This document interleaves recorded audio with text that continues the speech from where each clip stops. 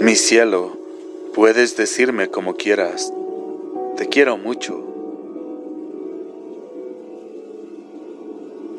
Y no vamos a pelear cualquiera que sea el motivo. Alan asintió solemnemente.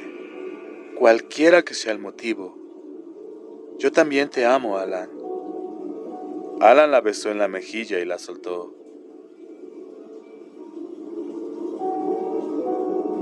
Déjame ver esa cosa Ascan que te dio.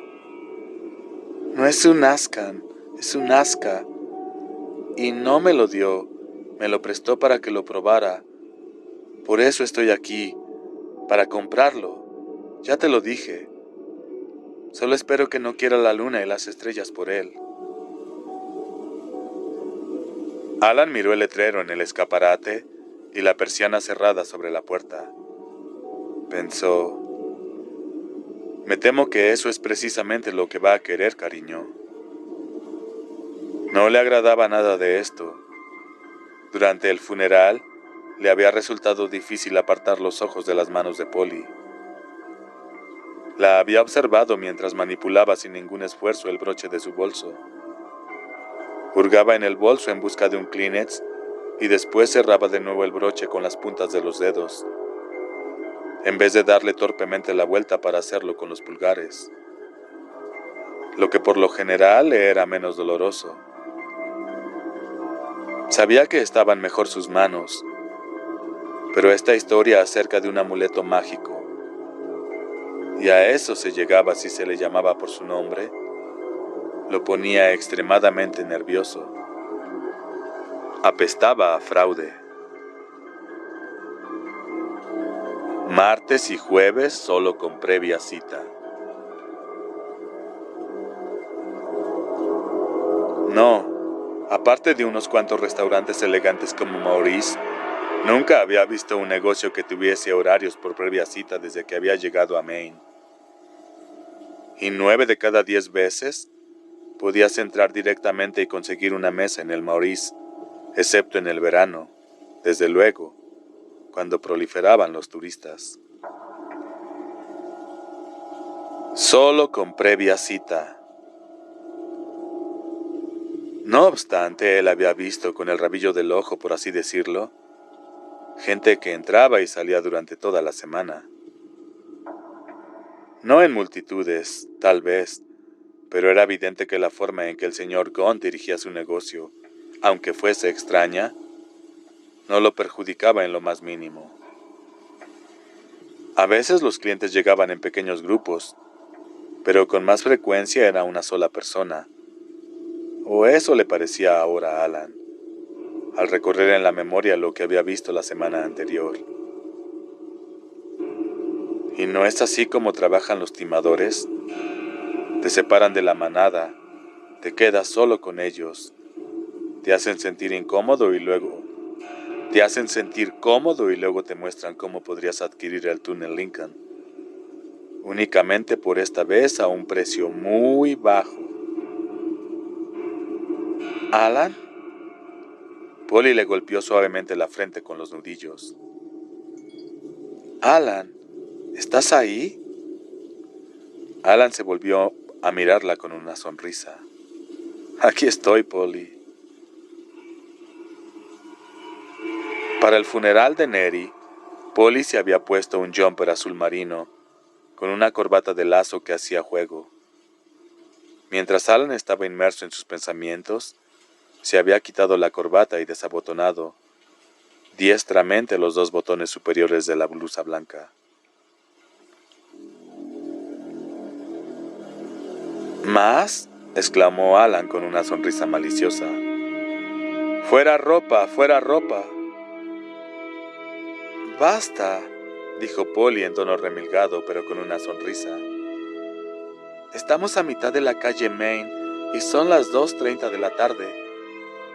Además, acabamos de asistir a un funeral, en caso de que lo hayas olvidado.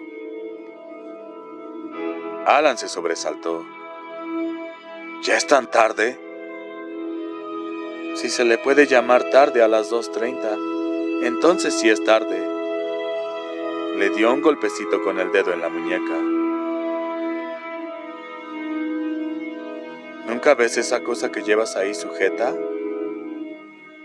Ahora la miro y veo que las 2:40 están más cerca que las 2:30. La escuela de enseñanza media terminaba a las 3 en punto.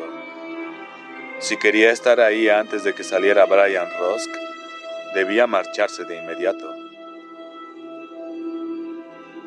Déjame ver tu chuchería. Polly tomó la delgada cadena de plata que le colgaba en el cuello y sacó el pequeño objeto de plata. Lo sostuvo en la palma de la mano y la cerró cuando Alan se acercó para tocarlo. No sé si se supone que puedas tocarlo. Estaba sonriendo, pero era evidente que el movimiento de Alan la había incomodado. Se podrían alterar las vibraciones o algo así. Oh, vamos, Polly, repuso Alan enojado. Mira, pongamos algo en claro, ¿sí? ¿Quieres? El enojo había vuelto a su voz. Trataba de controlarlo, pero ahí estaba. Para ti es fácil tomar esto a la ligera. Tú no eres quien tiene botones de doble tamaño en el teléfono, o la dosis de Perdocan de doble tamaño. Oye, Polly, eso es... Ningún oye, Polly. En sus mejillas habían aparecido brillantes parches de color. Parte de su enojo, reflexionaría más tarde, surgió de una fuente muy sencilla. El domingo se había sentido exactamente como Alan se sentía hoy. Desde entonces algo había cambiado en su mentalidad, y no le era fácil manejar ese cambio. Esta cosa funciona. Sé que es una locura, pero funciona.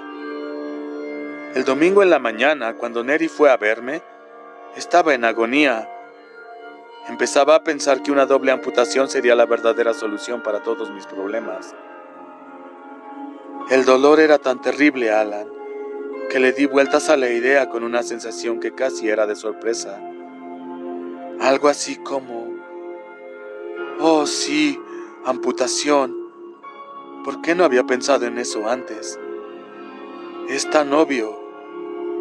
Ahora, 2 días después, solo tengo lo que el Dr. Van Allen llama dolor fugitivo. E incluso, ese parece que se me está pasando. Recuerdo que hace un año estuve una semana a dieta de arroz blanco, porque se suponía que eso ayudaría. ¿Es esto tan diferente? El enojo se había desvanecido de su voz mientras hablaba, y ahora lo miraba casi suplicante. No lo sé, Polly. Realmente no lo sé. Polly había abierto la mano y ahora sostenía el asca entre el índice y el pulgar. Alan se inclinó para mirarlo, pero esta vez no hizo ningún intento por tocarlo. Era un pequeño objeto de plata, no completamente redondo. Unos diminutos agujeros no más grandes que los puntos negros que forman las fotografías del papel prensa adornaban la mitad del interior. Adornaban la mitad inferior. Brillaba suavemente bajo la luz del sol. Y mientras Alan lo miraba, sintió que lo invadía una poderosa sensación irracional. No le gustaba en lo absoluto. Resistió un breve e intenso impulso de arrancarlo del cuello de Polly y tirarlo por la ventanilla abierta. Sí, muy buena idea. Hazlo y ya estarás recogiendo los dientes en tu regazo. Algunas veces se siente como si algo se moviera en el interior, dijo Polly. Como un frijol saltarín mexicano o una cosa semejante. ¿No es una tontería? No lo sé. Alan observó mientras guardaba el amuleto bajo su blusa con una fuerte sensación de recelo. Pero una vez que estuvo fuera de la vista y sus dedos, los dedos indudablemente flexibles, volvieron a abotonar la blusa. Empezó a desvanecer la sensación.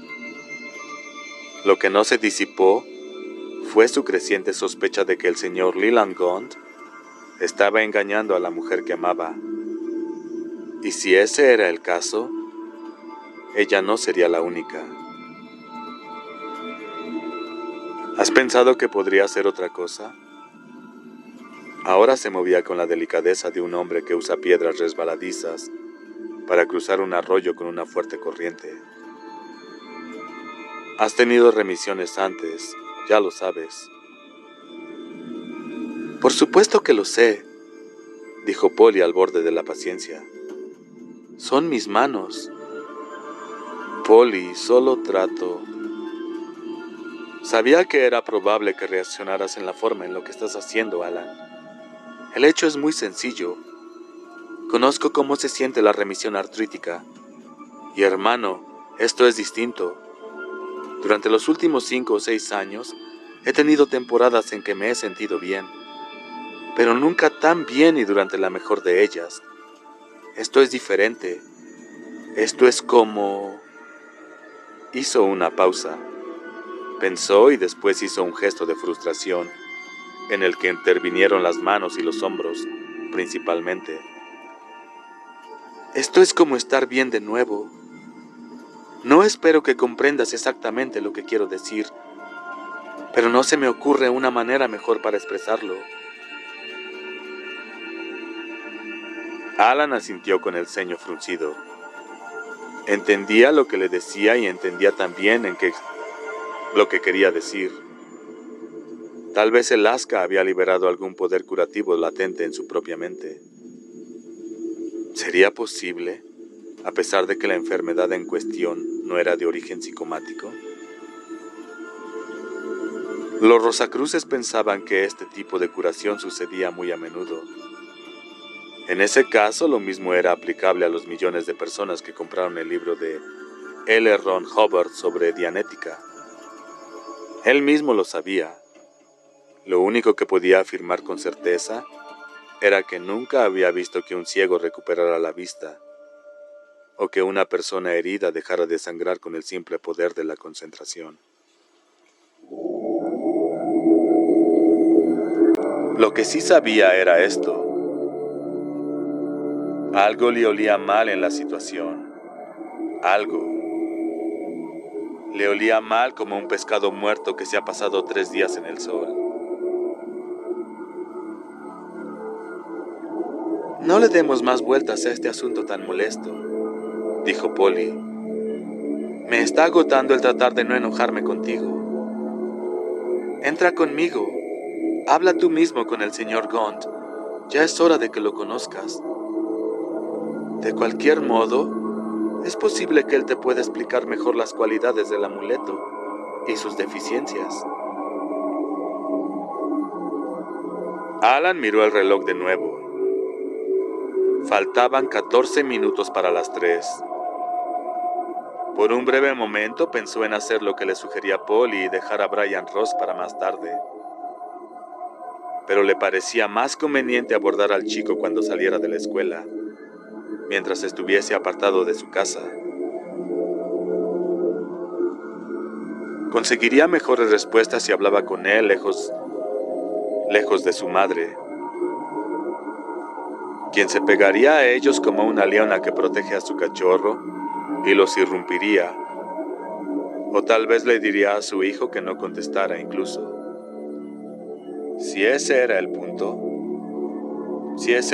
álgido, si resultaba que su hijo tenía algo que ocultar, o si la señora Ross lo pensaba siquiera, le podría ser difícil, si no es que imposible, obtener la información que necesitaba. Aquí tenía un probable artista del fraude. En Brian Ross podría tener la clave para esclarecer un doble homicidio. No puedo, cariño, dijo. Tal vez un poco más tarde. Debo ir a la escuela de enseñanza media a hablar con una persona, y debo hacerlo cuanto antes. ¿Es acerca de Neri? Acerca de Wilma Jersic. Pero si mi corazonada es cierta, Neri también entra en esto. Sí, ya te contaré después si es que descubro algún hecho importante. Mientras tanto, ¿harías algo por mí? Alan, lo voy a comprar. No son tus manos. No, sé que lo comprarás. Solo quiero que le pagues con cheque. No hay razón para que se niegue a aceptarlo. Es decir, si es un hombre de negocio respetable. Tú vives en el pueblo y tu banco está al otro lado de la calle. Pero si surgiera algo raro, cuentas con unos días para detener el pago. Entiendo, dijo Polly. Su voz era calmada, pero Alan se dio cuenta con una sensación de que todo se iba a pique, de que había pisado mal en una de las piedras resbaladizas y que había caído de bruces en el arroyo. Piensas que es un estafador, ¿verdad, Alan? Piensas que le sacará el dinero a la ingenua damita, levantará su tienda de campaña y se perderá en la noche. No lo sé, respondió Alan sin alterarse. Lo que sé es que solo lleva una semana en el pueblo, y creo que un cheque es una precaución razonable. Sí, estaba siendo razonable. Polly lo reconocía. Ese mismo sentido común, esa racionalidad porfiada frente a lo que a ella le parecía una auténtica cura milagrosa, era lo que originaba su propio enojo. Reprimió el impulso de chasquearle los dedos en la cara y gritarle: ¿Ves esto, Alan? ¿Estás ciego? El hecho de que Alan tuviese razón, que el señor Go no se opondría a aceptar un cheque si en verdad era honesto, la enojaba aún más.